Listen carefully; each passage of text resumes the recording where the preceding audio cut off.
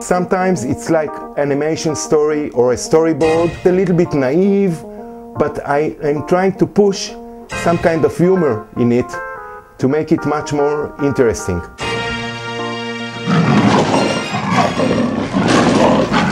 שלום לכולם, אני יובל מאלר. לפניכם דוגמה מהרעיונות שלי בחיתוכי לייזר על מתכת.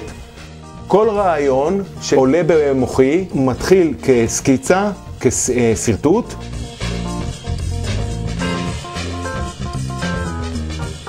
בסטודיו שלי אני מצייר על המתכות בעבודת יד, תוך צביעה אישית שלי.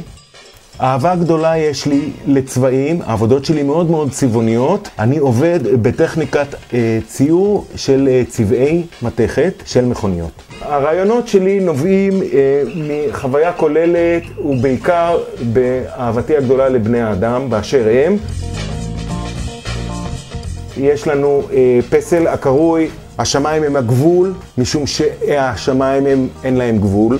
סגנון העבודות שלי הן נוגעות במשהו הקשור לציורים נאיביים, עם חוש הומור, עם אהבת בני האדם באשר הם.